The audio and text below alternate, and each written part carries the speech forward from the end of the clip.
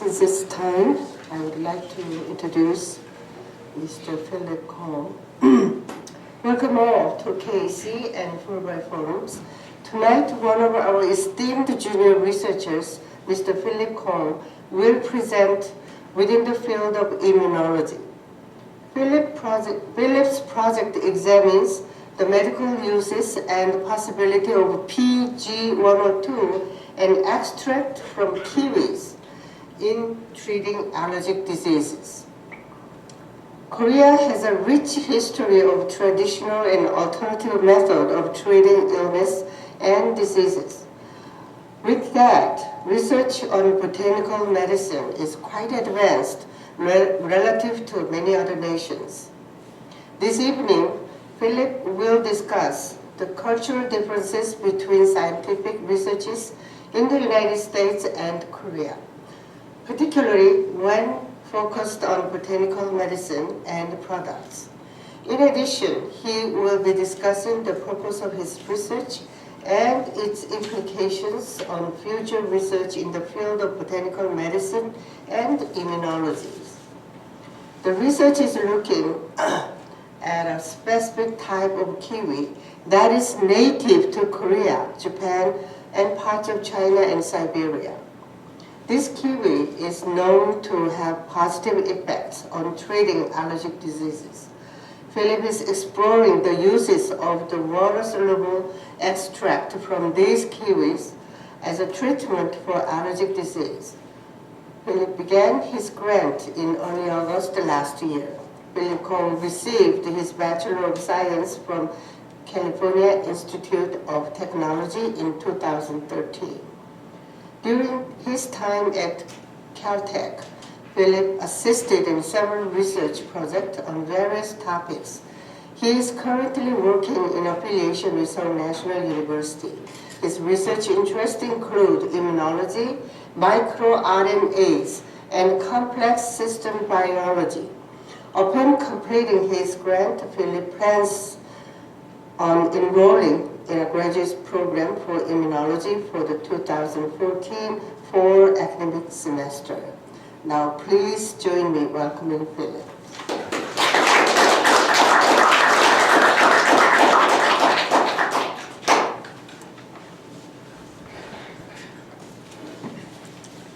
Good evening, everyone. My name is Phillip Kong. Today I'll be talking to you guys about a water-soluble extract from Actinidia arguta. Just to do some brief introduction about myself, Ms. Jun already did a majority of what's needed, but I graduated from Caltech in June 2013, majoring in biology. I've actually lived in Korea for almost half of my life, so I'm fluent in Korean. If anyone has any questions in Korean, they're more than welcome to ask me anything. And one of my biggest passions is to research and running new experiments, especially in biology, to discover new facts and trends. And yeah, I've been Fulbrighter for about 5 months now, and this led me to do about 4 months of running experiments and research, and today's results will be based on 4 months of research. I also wanted to briefly talk about how I actually ended up in Fulbright. As I said before, my research interests revolved in biology, immunology, and my research projects in Caltech was actually very different from what I've been doing here. They involve in finding specific protein's behavior in cells. I would call this a type of very basic type of research.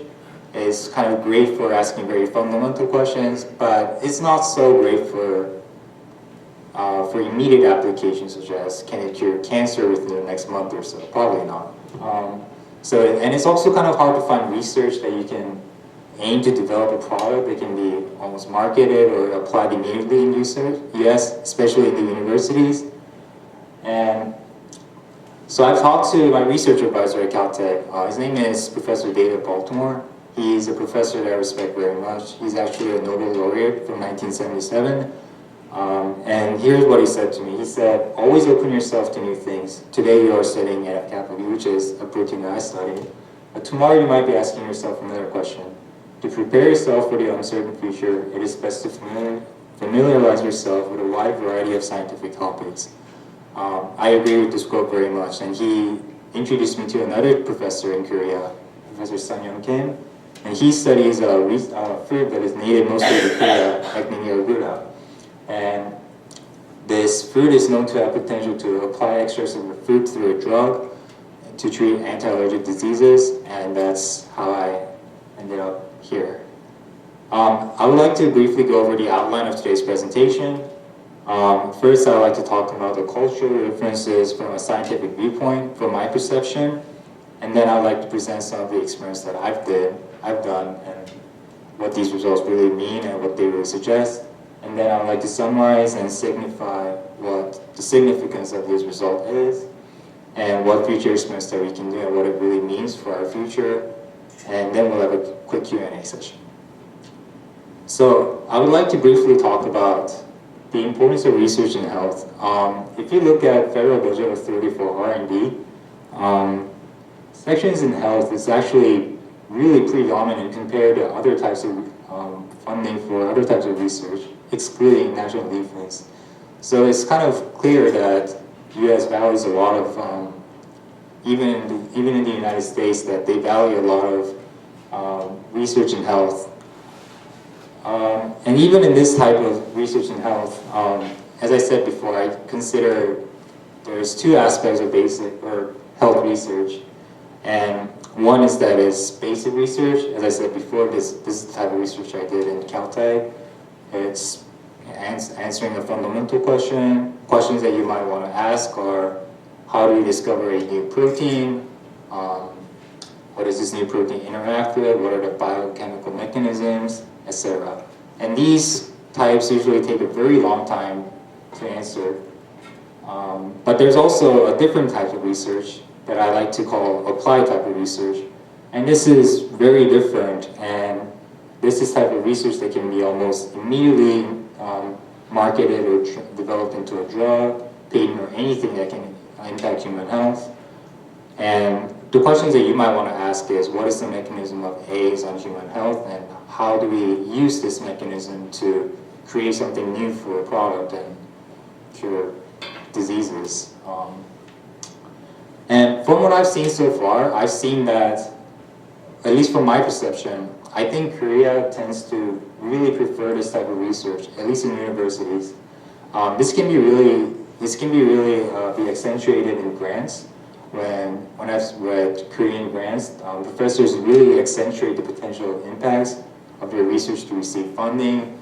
And because funding tends to be a little bit more limited than the US, the main and the first and the utmost priority of the professors are to really accentuate that this project can lead to curing cancer, curing AIDS, etc. So because of that, naturally grant proposal was geared towards developing a product soon, and naturally the research projects tend to be developed that way as well. Here's an example. So my professor right now in Seoul National University, he teaches viruses, and he's a biology professor, but out of the 12 students that are in the lab, only one student actually does research in viruses. And some other examples of research projects can be, they're like neuronal stem cell differentiation, which is like, how do we use stem cells to replenish neurons when we lose some neuron cells in a car accident or whatnot. The effects of botanical products in mice, how does it affect immunology, which is kind of what I'm doing. And are there any factors in angiogenesis that we can use to create new blood vessels, and can we market this into a new drug, etc. And there's also this viewpoint that there's also a subtle difference between Korea's viewpoint on alternative medicine and US's viewpoint on alternative medicine. This is a poster from the US on alternative medicine. Obviously it's very sardonic. And here's another quote that my professor once said to his class about alternative medicine. He said, I think you're likely to make a mistake by being interested in alternative medicine. Most of it is unruly swamp, often even worse than that, fraud. I feel obliged to mention this obvious circumstance, enough said. So obviously it's very sarcastic and disparaging. However, on the other hand, alternative medicine in Korea is actually very well supported, as Ms. Shum said before. There is a distinct track in Korean medical school that rivals classical medicine. So, and even on the streets, there are places called, in Korean, haniya. You can almost see them everywhere on the Korean streets, but you can't in the United States. And they're the places where they study alternative medicine, such as acupuncture, etc. And even the doctors of alternative medicine, like hanisa, they are very welcomed in Korean lab settings because Korean labs really want to study botanical products to, again, create a new product and market it to apply it to society. While I do agree that some aspects of herbal medicine should be avoided, such as like some supernatural sides of alternative medicine, such as spirits or energies, I do agree that there are a lot of benefits in studying compounds from plants or fruits. For example, these natural products have compounds that are not really widely known yet. And these new compounds can open up possibilities of creating a new product, and they can be used for our purposes, such as penicillin. It came from a fungi. There was a doctor who was researching a fungi's effect, but he accidentally placed it into a bacterial plate, and he realized that this fungi was killing all the bacterial cells.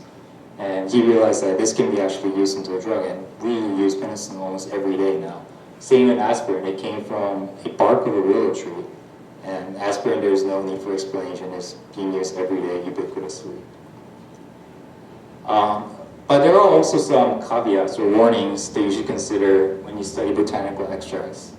For example, it's too uncertain to tell the true mechanism of the product sometimes because when you're talking about an extract from plants, you literally just grab the plant and you just grind it and then you dissolve it in water and there's your extract. So in this extract, it's probably not just one single compound, but there could be just a bunch of compounds within the extract that can act in many different ways, and there's just endless permutations of knowing what the mechanisms are. So for example, if you find this extract interacts with some protein A, it doesn't mean that it can also interact with B or C or many others. So you need to consider that what you see from this extract doesn't necessarily mean that it's only effect. And there's also a difference in terms of effects in vivo and vitro. In vivo literally means in life, in vitro means in test tube. So for example, if I treat this extract into a live organism, there will be some differences between treating this extract into a live organism versus treating into some cells and test tubes. Because your body has some very unknown complex responses that you can react, and there's a lot of side effects that it can elicit when an extract is treated in life, but when you just treat it to a couple of cells, it might be a completely different story. Without further ado, I'd just like to present some of the results that I produced. I understand that a lot of the results that I show you today might be very complicated for some people who are not well acquainted with biology. I'll try my absolute best to make it very clear, but if you guys have any questions in the future or later, I'll be more than happy to answer any questions. So let's talk about the fruit itself, Actinidia arguta. It's a subtype of kiwi, like Ms. Jim said. It's predominant in Korea, but also exists in other countries like China, Japan. It's usually found in the mountains. It exists in high altitudes, and the peak times for harvest are August through October. But what does this have to do with all the anti-allergic and immunology? So it's known to have anti-allergic effects. Some local inhabitants have reported that taking this or eating this fruit when exhibiting allergy models such as atopic dermatitis or asthma, it's shown that the symptoms were a lot more alleviated. And these extracts are derived and widely studied to study its effects in alleviating allergy. So we have a code name for an extract from this fruit, Actinidia arguta. It's named PG102. There are a bunch of extracts depending on what solvent is dissolved in. But for our purposes, we will be only considering PG102T, which is just total water-soluble extract, because this is the only type of extract that I experimented with. So when I say, from this point on, when I talk about an extract from Actinida arguta, I'll be talking about PG102T, but I'll be referring as PG102, just for convenience sake. Also, I think it's wise to go over some brief immunology background in case people are not familiar with this field. When it comes to immunology, you can consider it as having two parts: innate immunity and adaptive immunity. Innate immunity is pretty much the first line of defense. You don't need any prior exposure. If you're exposed to some kind of antigen, it'll automatically be translated into innate immune response.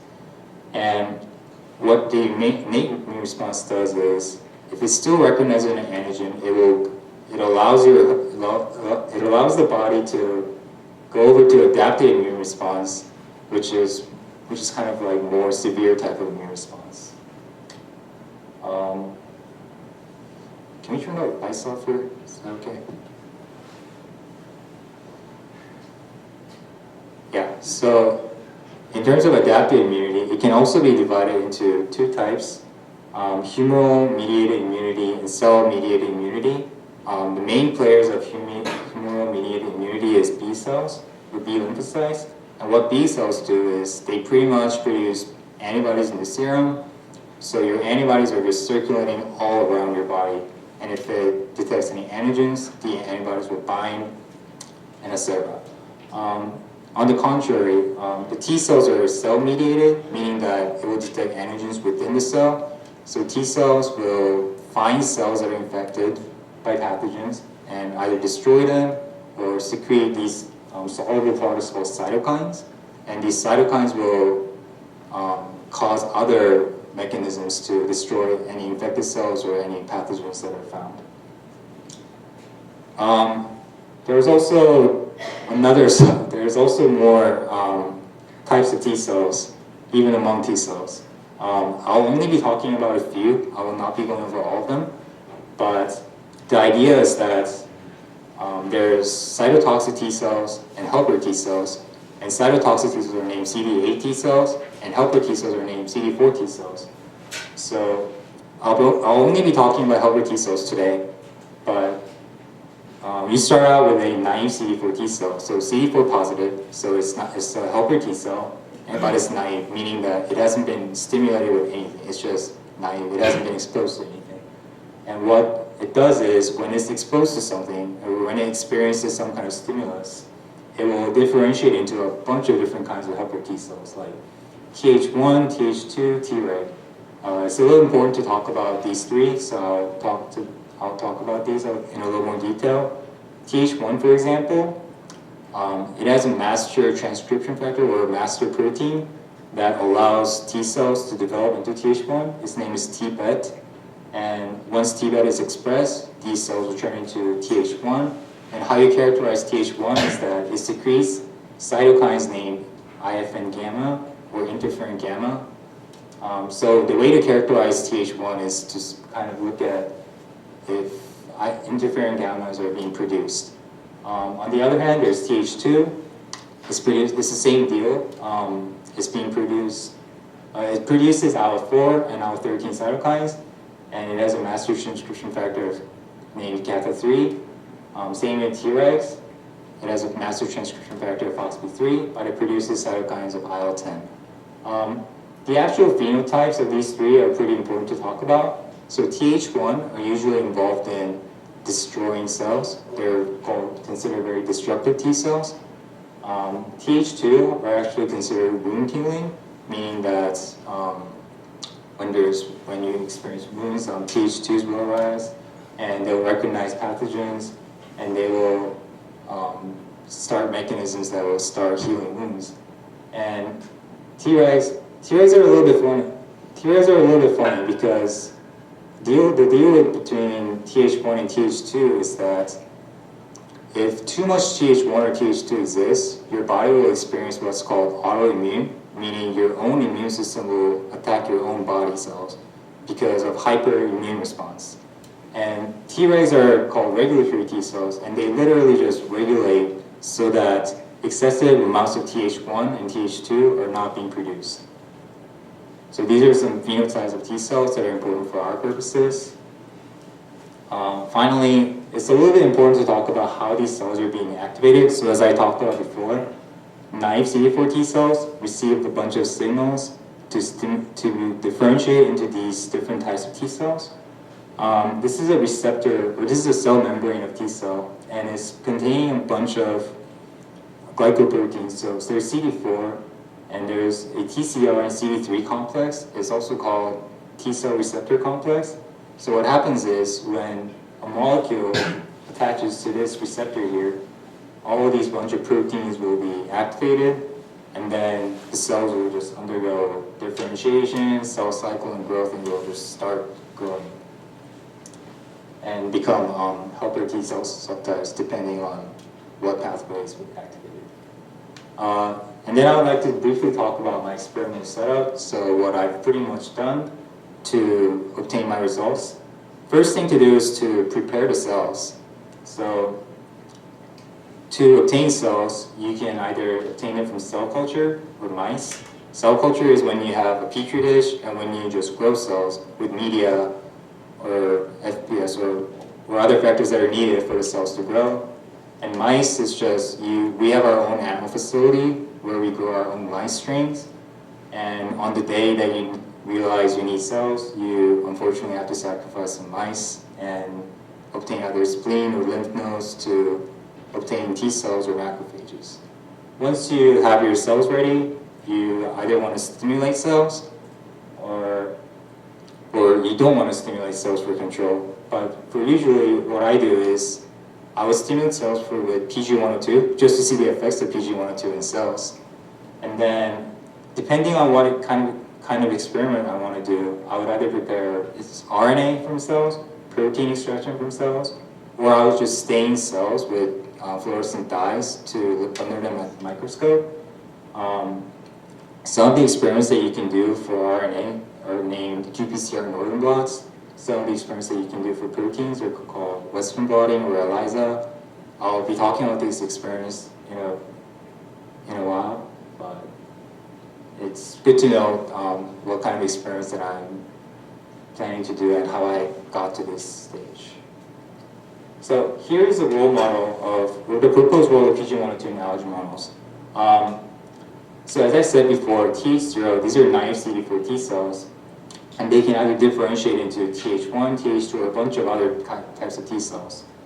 But what happens in allergy is that when they recognize something, let's say pollen, let's say your body recognizes pollen, a bunch of Th2 starts differentiating, and a bunch of Th2, if an excessive amount of Th2 differentiates, then it will secrete too much of IL-4 cytokine. And what too much of IL-4 cytokine does is it creates a lot of IgE antibodies, which are created by B cells. And what IgE does is it binds to mast cells and induces all these allergic reactions. And what I'm suggesting here is that PG102 can maybe downregulate Th2 so that this type of hyperreaction wouldn't occur. And there's some previous data that you guys should know about PG102 before I go on. It's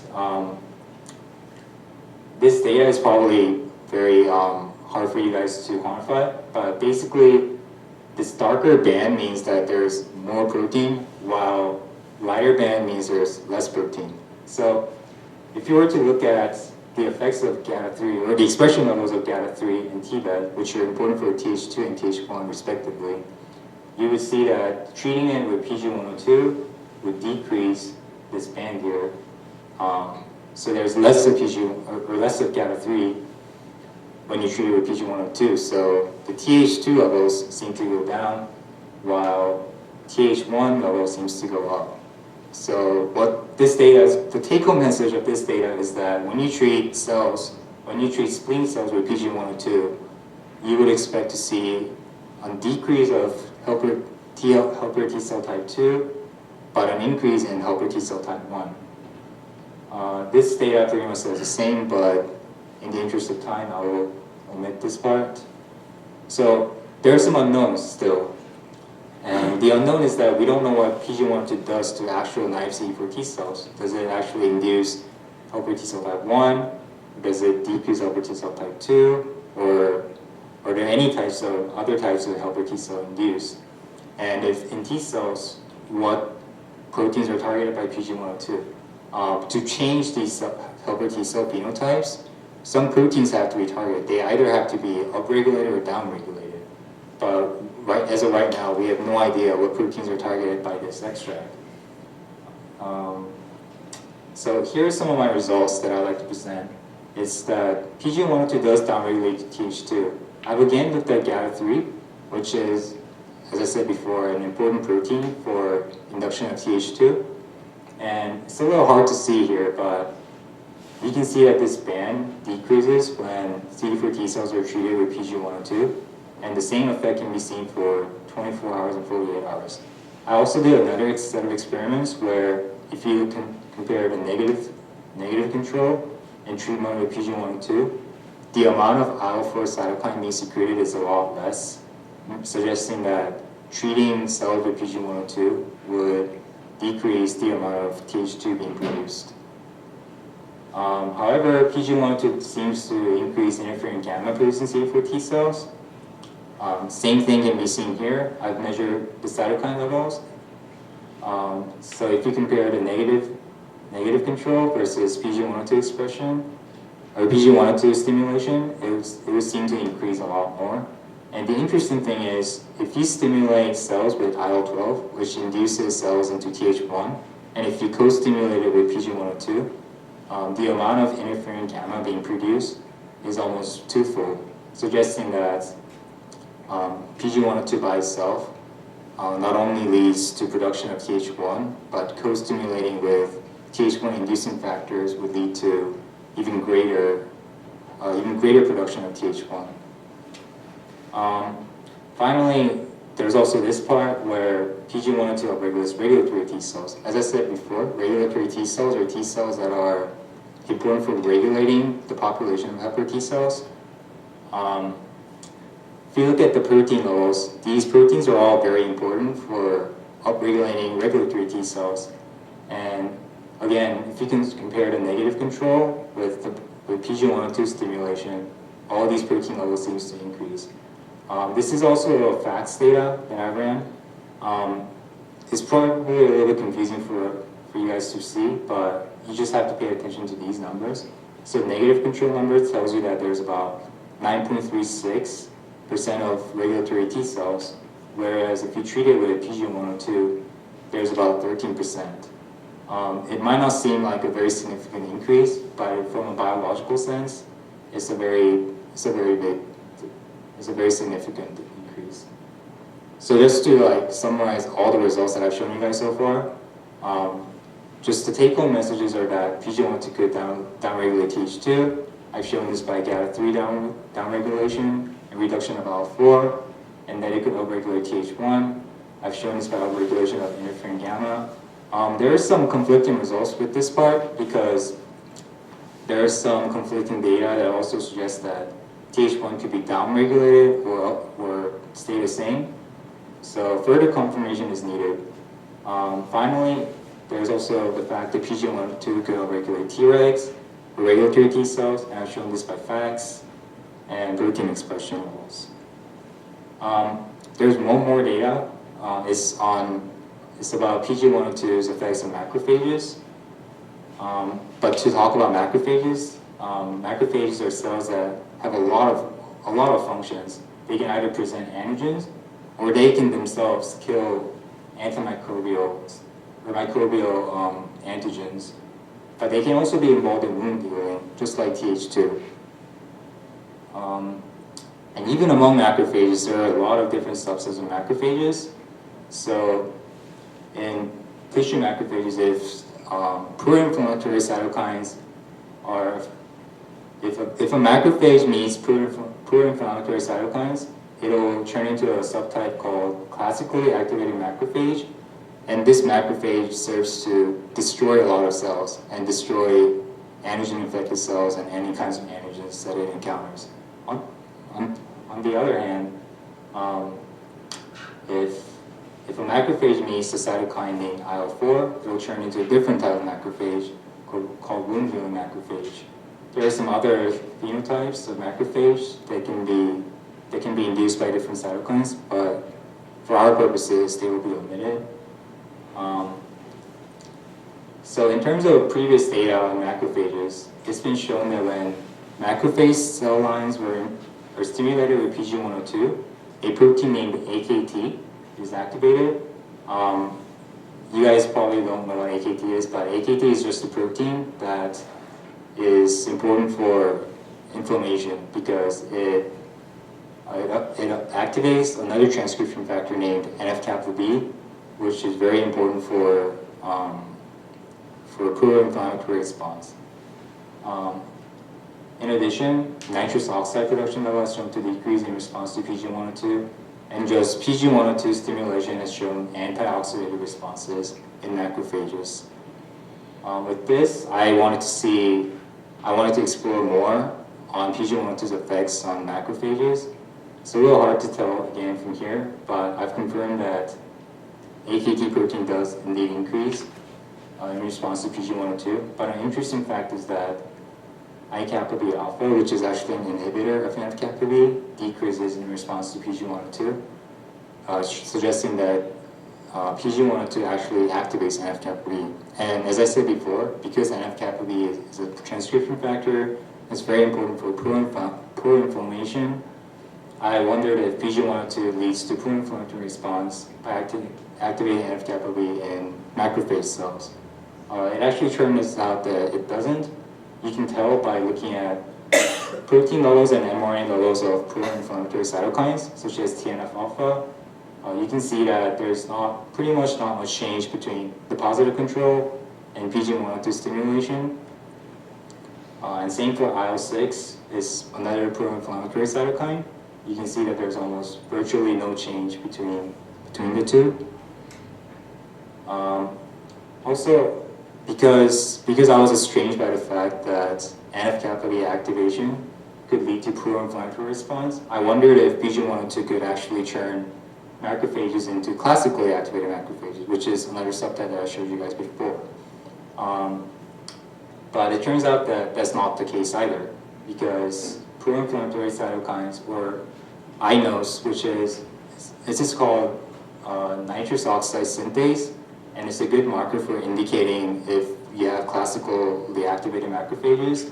And this data is pretty much showing that PG102 has no effect in classically activated macrophages.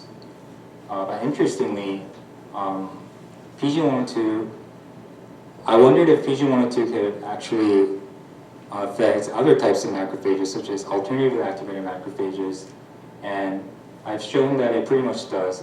You need to pick out mannose receptor as a part of this. Mannose receptor is a very good indicator of knowing that you have induced macrophages into alternative type, and by showing that it's increased by 30%, I think my data suggests that alternative macrophages can be activated by PG102. And this kind of makes sense because there's been reports that alternative macrophages secrete HO1 and show anti-oxidative phenotypes. And because PG102 seems to do both things, it would make sense that PG102, stimulating macrophages with PG102 would lead to a change in phenotype of macrophages into alternatively activated macrophages. Yeah, so then I would like to just talk about my significance of my research and future experiments. So just to, again, quickly summarize my results, just to give some take-home points. The take-home messages are that PG102 manifests an anti-allergic effect by affecting a wide variety of immune cells, such as T cells and macrophages. There's PG102 in the helper T cells. I've shown that it upregulates regulatory T cells, but downregulates type 2 helper T cells. And that PG102 also affects macrophages in a sense that it doesn't affect inflammatory macrophages, but could activate wound-healing macrophages. Some future experiments that I would be interested in doing are, we want to know what the effect of PG102 is in vivo. So like I said before, we don't know if we will see the same type of phenotype if PG102 is actually injected into alive mice. Do we see the same results in T cells and macrophages if we inject PG102 in mice? We don't know that yet. And also there are some reconfirmations of some aspects of the project. We're not really sure if TH1 is actually upregulated or downregulated by PG102, so more confirmation experiments are underway. And also we need some more concrete data that PG102 could induce alternatively activated macrophages. So then I just wanted to quickly go over what this means for the future.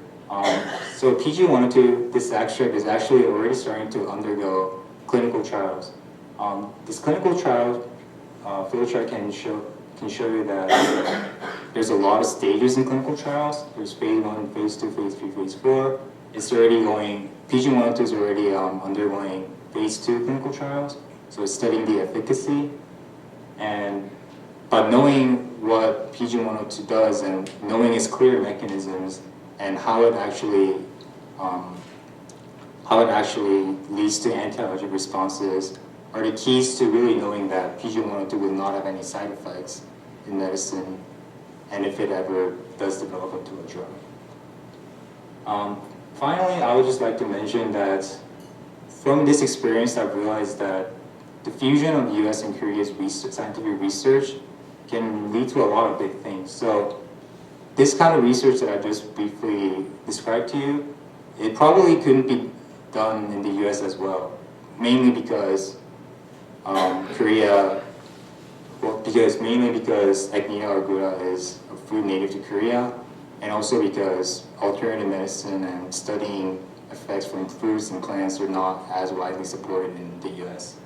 But applying the research skills that I learned from the US and knowing my expertise and my skills as a research and applying it into a completely new field, I think could potentially lead to very good ways of treating anti-allergy effects. So yeah, I think fusing culture research experiences can really yield some amazing results. Yeah, we'll have a Q&A now. So this is all mine. Yeah. Where does the rubber meet the road?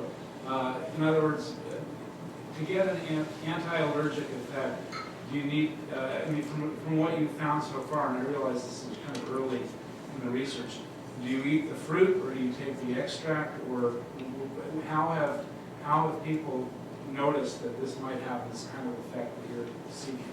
So the local reports were suggesting that just eating the fruits have led to some, I don't know about dramatic, but some alleviating effects in asthma models. Yeah, so probably eating would help. But do you see this at in the microscope, or do you figure this this is manifest in some other way? How do you observe this? How do you observe if your asthma? Well, the PG102 has some possible effect on asthma usually you tell by symptoms. Well, the way this all started was because you would tell by symptoms that this patient has much less severe case of asthma. So what's the molecular mechanism? So then you study T cells, because T cells are a great way to know if anti-allergic effects can be induced. So we started by looking at T cell populations, and that's what we looked at. Yeah. I'll talk a little bit about the difference between the United States and Korea, particularly in clinical trials. How do the different countries approach alternative medicines, sort of the FDA or the comparable agency here in Korea? In Korea? Yeah. I wouldn't know about the exact process because I'm not really involved in developing the drug process, but I think it's a little more lenient compared to the U.S. and yeah, I'm not too sure about that. Yeah. So at the beginning of your presentation, you mentioned several of the differences between scientific research in the United States and in Korea, and you kind of suggested that research in Korea seems to be more market-driven. They're looking for results that can be immediately translated into a drug that can be put on the market. But I have some reservations about market-driven research, and I think Bill Gates did a good job summing this up. He mentioned how there's so much more money being put into male baldness research than malaria because of the socioeconomic demographic of malaria sufferers and male pattern baldness sufferers. Not to minimize baldness, but yeah, there seems to be a difference there. So I was wondering if you see any recognition of kind of the downsides of a market-driven research model within your experience in Korea. Do you see any steps to alleviate this, or does it seem to be more of a blind spot towards research in general? Yeah, I see a lot of problems with market-driven research. I wouldn't say that Korea is completely market-driven research. I mean, for starters, I'm only comparing from my perceptions, which is just one biology lab, and it's just that my professor could be doing a lot of applied things. But if this was true, and if Korea really was driven by market producing areas, then yeah, I mean, at least from a biological point of view, there's a lot of problem, because to really make progress in science, you really need to do basic type of research, because you really need to be able to ask fundamental questions. Otherwise, there wouldn't be any progress. If everyone was driven by market, and if everyone just wanted to make a lot of money by producing new drugs, I don't think they would get very far in terms of scientific progress. So yeah, I see a lot of problems if it actually was true that Korea is very driven. It's just excessively driven by the market.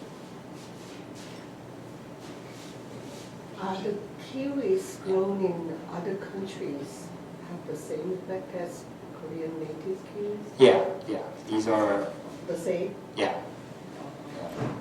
They did a research on a bunch of climates, and also on the environmental factors, and they also produce a lot of extracts using a lot of solvents, so like water solvents, ethanol solvents, and they all did an assay on screening on what kind of effects they have, and there were some deviations, but not to the significant point in a statistical view. That was my question. Oh, okay. This kiwi looks Yeah. has a smooth skin as opposed to the fuzzy one we see in the grocery store. Right. Do the fuzzy ones have the PG 102? Well, the fuzzy one is just a completely different type of kiwi. So I wouldn't go that far to say all the local kiwis that we get in the supermarket have anti-allergic effects. Yeah. Can you purchase PG 102, or do you spend time like squeezing kiwis? That's what the interns do. Yeah. So is your lab actually extracting the PG 102? Yeah. They're collaborating with a company that does this kind of thing. Okay. Yeah. There's a question about alternative medicine. Yeah. Do Koreans tend to see alternative medicine as a strictly Korean thing? Is it more of a kind of a rapid, rapid